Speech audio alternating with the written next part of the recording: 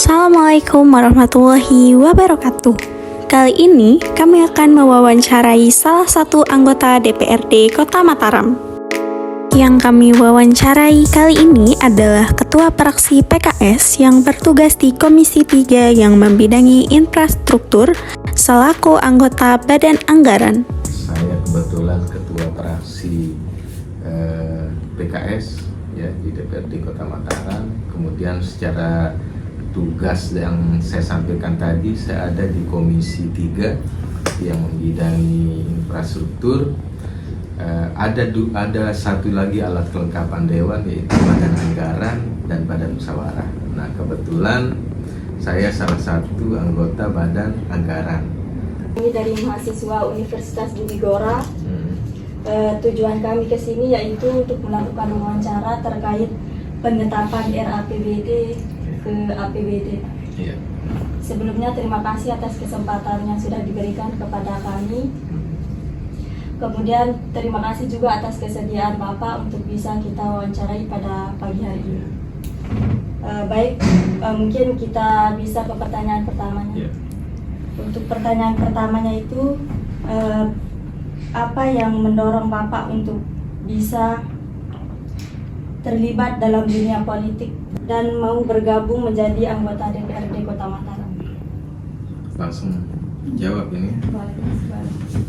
Jadi yang melatar belakangi saya bergabung ke partai politik, bahwa kita sadar bahwa partai politik itu adalah konstitusional, salah satu lembaga yang sangat dekat dengan pengambil keputusan. Siapa pengambil keputusan itu adalah pemerintah. Nah, karena pemerintah ini adalah eksekutif, ya, legislatif sebagai salah satu mitranya, ya, maka kita yang tentu ingin menjadi bagian dari program-program pemerintah atau memberikan ada di dalam keputusan-keputusan pemerintah, maka kita harus bergabung ke partai politik, kemudian mengikuti kegiatan demokrasi berupa pemilu, yang akhirnya ketika berada di lembaga dewan atau legislatif, kita menjadi bagian dari pengambil kebijakan. Tentu semangatnya kemudian agar bisa melahirkan kebijakan pro masyarakat, gitu ya. Kalau pemerintah pelaksana, eksekutif pelaksana. Nah, dewan adalah sebagai pengejawantahan masyarakat, perwakilan, kita bisa menyuarakan lebih jelas ya, apa yang menjadi keinginan masyarakat. Saya kira semangat paling sederhananya untuk mengabdi ke masyarakat, melahirkan kebijakan-kebijakan yang lebih pro rakyat atau pro masyarakat, itu ya harus jadi anggota dewan salah satunya, gitu. Untuk pertanyaan selanjutnya yaitu, apa peran DPRD Kota Mataram dalam proses penyusunan dan penetapan RAPBD menjadi APBD? Ya. Peran anggota DPRD tentu sangat menentukan. Salah satunya kemudian dibentuklah di lembaga DPRD itu namanya Badan Anggaran. Nah, dari 40 anggota dewan itu tidak semua bisa ada di Badan Anggaran. Dia terbagi dua, ada di Badan Anggaran, ada kemudian di Badan Musyawarah, ya, Banmus. Nah, apa kemudian langkah Badan Anggaran? Badan Anggaran ini yang kemudian mengawal proses rencana anggaran belanja daerah atau RAPBD itu melalui rapat-rapat, ya, baik rapat internal Badan Anggaran, kemudian setelah rapat badan internal, rapat dengan eksekutif, menerima nota keuangan, ya, atau sebelumnya itu KUA-PPAS dulu, ya. KUA-PPAS kita terima dari eksekutif, kita pelajari, kita lihat program-program eksekutif sudah sesuai enggak dengan aturan ya, aturan di atasnya gitu. Nah, baru kemudian kita bahas anggaran-anggaran tersebut, kemudian baru masuk menjadi APBD. Banyak dokumen memang yang yang terlibat ya, banyak dokumen di luar RAPBD itu sehingga nanti dia menjadi APBD. Oke, nanti detailnya bisa diakses proses rincinya bagaimana RAPBD itu terbentuk, ada rentetan ininya lah, prosesnya dari rencana sampai penetapan menjadi APBD. Penting yang biasanya menjadi fokus DPRD saat menilai RAPBD. Ya. RAPBD itu kan kita lihat dua hal sebenarnya. Pertama dari sisi pendapatan ya. Pendapatan daerah itu dari mana saja sehingga kita bisa tahu jelas bahwa potensi-potensi pendapatan daerah itu baik yang dibagi kepada PAD. Pendapatan daerah itu ada pendapatan asli daerah. Itu memang pendapatan yang memang bisa diinisiasi atau langsung dikelola oleh daerah sendiri gitu, melihat potensi daerahnya. Ya seperti Kota Mataram ini kan potensi yang paling mendukung pendapatan asli daerah itu dari sisi parkir misalnya, pendapatan parkir, kemudian restoran, kemudian hotel, yang ini tidak sama dengan daerah lain.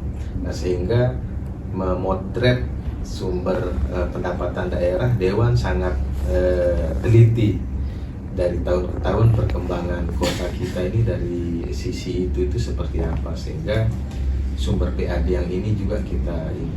Kemudian selain pendapatan asli daerah, ada sumber dana dari provinsi, dana bagi hasil dari provinsi. Kemudian ada dari pusat, apakah dia dana alokasi khusus namanya. Kemudian ada DAU, dana alokasi umum. Nah, itu yang fluktuatif.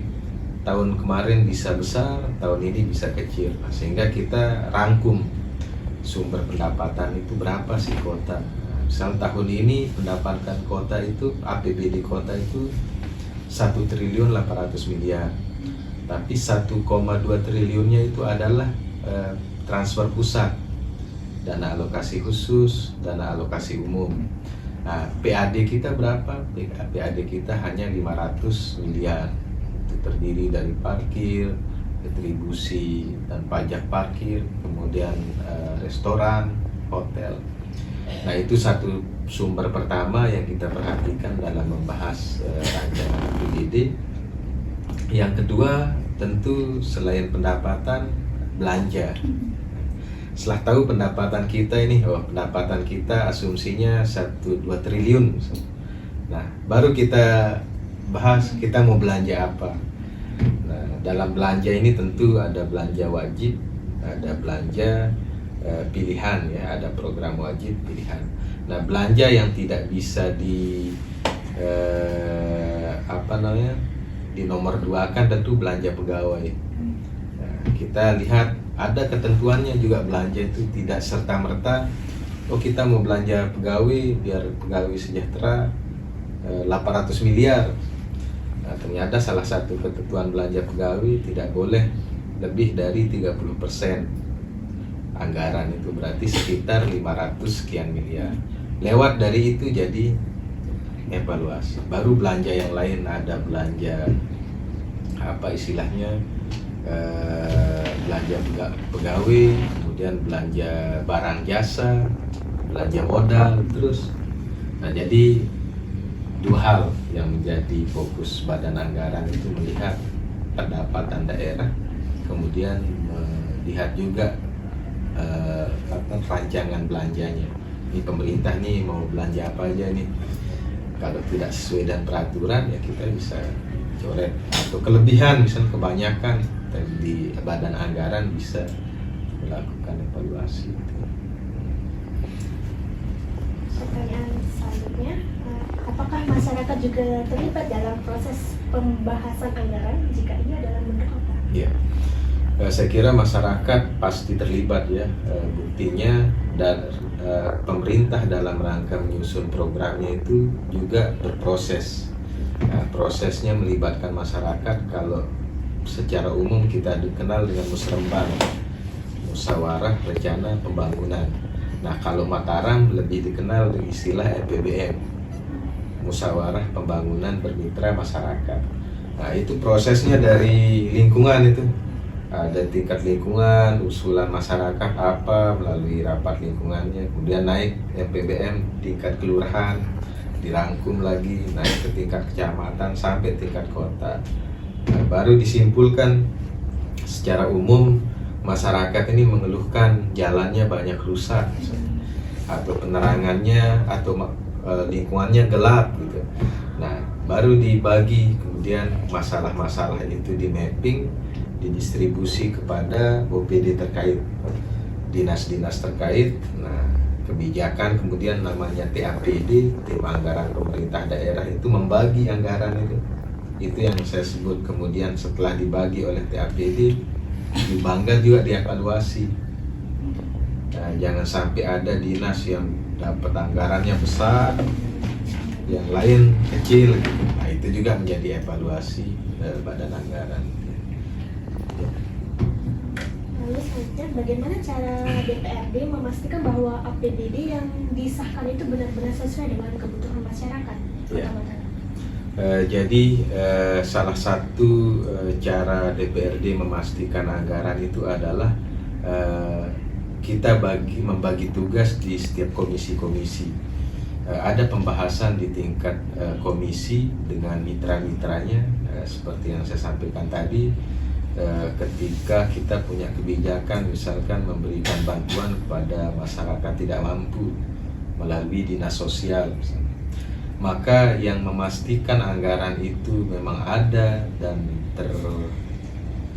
tercantum di dinas terkait adalah komisi mitra dari dinas sosial, komisi 4. Nah, dievaluasi di komisi 4 itu sudah masuk enggak anggaran itu di dinas sosial. Kalau banggar itu secara umum deh, secara umum detailnya memastikan itu ada rapat di tingkat komisi, nanti ada juga proses rapat gabungan komisi lagi. Misal karena saya komisi 3 bidang infrastruktur, kadang nggak tahu kan program di sosial itu apa, karena itu menjadi bagian dari komisi 4. Tapi saya tidak ketinggalan informasi karena ada rapat gabungan komisi. Ya, jadi kita tahu, komisi 4 dinas sosial sudah rapat, programnya seperti ini. Ketika saya turun ke bawah, ada yang mengeluhkan masalah sosial, saya enggak ketinggalan informasi gitu, karena itu tadi ada rapatnya di gabungan komisi. Apakah pernah terjadi perbedaan pendapat antara DPRD dan pemerintah kota dalam pembahasan RAPBD? Bagaimana cara penyelesaiannya? Ya, jadi berbeda itu pasti ya, pasti karena apalagi kita banyak banyak keinginan, sementara anggarannya terbatas gitu kan. Jadi pasti setiap rapat-rapat itu ada perbedaan, tapi insya Allah kita dalam rangka satu tujuan, yakni melayani masyarakat gitu kan. Jadi tidak bisa juga kita ngotot terhadap satu program kemudian memaksakan kehendak. Nah, yang menjadi kemudian solusi kita itu aturan, karena itu tadi anggaran ini juga tidak dikelola dengan pikiran personal, tapi ada aturan yang mengatur. Kalau memang anggarannya memang bisa, itu biasa kita mengambil win-win solution. Ya, mungkin ada melalui pokok-pokok pikiran anggota dewan, program anggota dewan, atau program yang melekat di dinas terkait. Nah, jadi kita cari jalan tengahnya. Mungkin kalau tidak semua, di sebagian.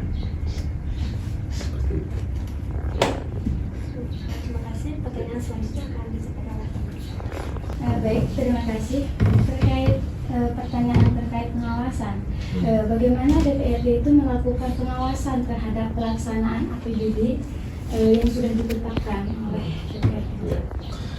Salah satu tugas DPR memang melakukan pembuatan peraturan daerah, kemudian budgeting, membahas anggaran daerah. Salah satunya juga melakukan pengawasan, controlling. Nah, controlling ini kita lakukan dengan dua cara.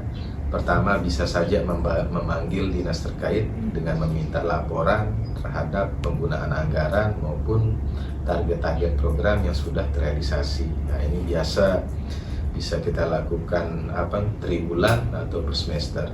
Nah, bisa juga langsung dengan turun ke lapangan, ya, seperti di Komisi 3 karena terkait dengan pembangunan, kita langsung cek pembangunan itu apakah sesuai dengan standarnya atau seperti apa.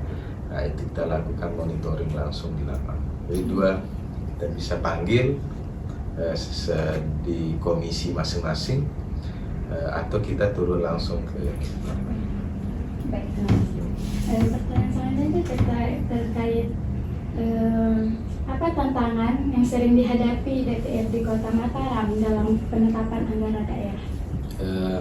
Tantangannya itu tadi tentu semangat anggota dewan ini ingin memperjuangkan aspirasi masyarakat yang memilihnya atau di mana daerah dia dipilih untuk bisa program itu turun ke dapilnya. Nah, permasalahan atau tantangan yang kita hadapi itu ketersediaan anggaran.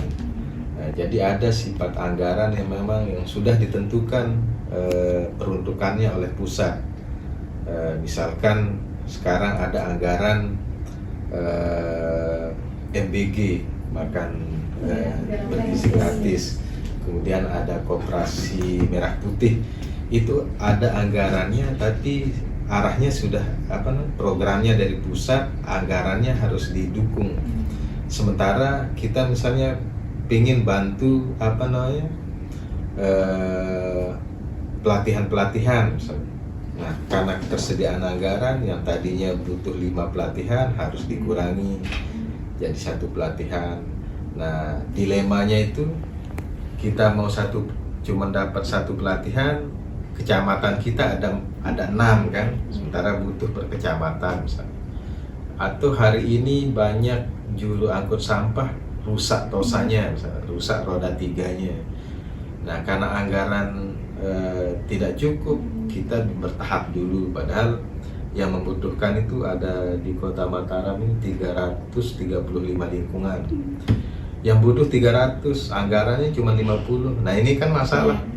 Nah, itu kita tetap berupaya, salah satu caranya itu ya komunikasikan bahwa mungkin tidak bisa semua, harus kita dahulukan misalnya kecamatan AA dulu gitu, baru nanti menyusul yang lain.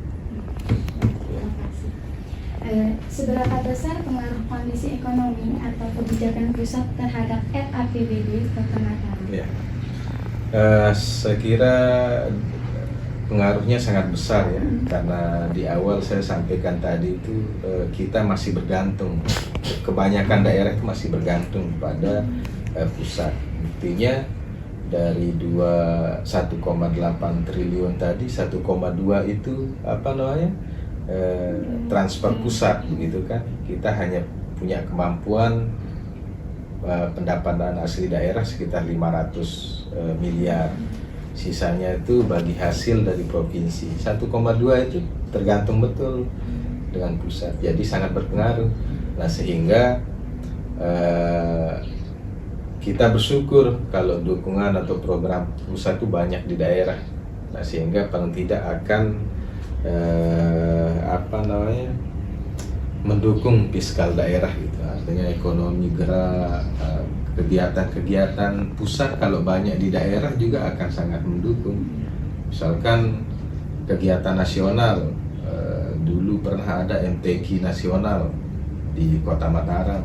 Dampaknya kan sangat besar, hotel terisi semua, masyarakat bisa berjualan, kemudian transportasi banyak. Nah, makanya salah satu yang menjadi tujuan Kota Mataram ini dia menjadi kota MAES. Jadi kota MAES itu ada 4, itu kota meeting, tempat orang rapat, terus insentif juga seperti itu, kegiatan-kegiatan konser itu merupakan convention, terus apa lagi, meeting, insentif, convention, exhibition. Jadi acara lah, ya acara. Karena begitu ada acara di Kota Mataram, dampaknya akan ke mana-mana, restoran, hotel, dan masyarakat. Baik, terima kasih. Terakhir, Pak, apa harapan DPRD Kota Mataram itu terhadap generasi muda atau mahasiswa dalam memahami proses APBD? Ya. Secara karena saya politisi, satu hal yang ingin saya sampaikan ke teman-teman muda, jangan anti politik. Ya. Jangan tidak mau tahu tentang politik, ya. Karena kebijakan negara, daerah, baik kota maupun provinsi itu ditentukan melalui proses politik, ya. Tentu bukan politik baperan, ya. Kita harus enjoy dengan siapapun, apapun warnanya. Yang penting kita tahu, daerah saya sekarang sedang berkembang begini, gitu kan. Nah, nanti duduk dengan politisi yang lain, bagaimana pendapat? Oh benar, daerah saya. Nah, terus kemudian saya bisa berkontribusi apa, gitu kan, sebagai pemuda. Nah, pasti akan kemudian lahir pikiran-pikiran, ide-ide ketika kita tahu kita sedang di mana sekarang. Kalau kota kita berkembang tentang ekonomi kepemudaan gitu, sayang kalau kita tidak menjemput begitu kan. Kota ini sekarang kalau ada saksikan kan tempat ngopi banyak kan, ya tempat ngopi banyak. Nah pertanyaannya, kalau hanya sebagai penonton, warga Kota Mataram atau mahasiswa yang ada di Kota Mataram, sangat sayang. Ya, padahal di Bandung, di Surabaya itu tidak ada pojokan kota itu yang kosong, kecuali di situ tempat aktivitas anak muda. Tongkrongan, tapi tongkrongan yang menghasilkan. Tongkrongan bukan yang mengurangi isi kantong orang tua. Jadi itu intinya, harus aktif sebagai pemuda, berorganisasi, berkomunikasi agar kita terbuka dan tahu kita sedang di fase apa, dan bisa mempersiapkan diri lebih matang tentunya setelah selesai studi, ya. Baik, terima kasih. Mungkin itu saja pertanyaan dari kami. Terima kasih banyak atas waktunya, jawaban dan penjelasannya terhadap kami. Lumayan sulit pertanyaan. Terima kasih atas kunjungan adik-adik, dan semoga sharing kita tadi bisa memberikan kontribusi atau pencerahan. Ya, mungkin jangan kapok, ya. Kalau ke depan ada yang perlu dikonsultasikan, baik di PKS, di fraksi PKS atau fraksi yang lain, silahkan. Karena kantor DPRD ini untuk masyarakat, ya. Masyarakat sangat kita terbuka untuk bisa menerima siapapun untuk berkunjung. Terima kasih. Terima kasih.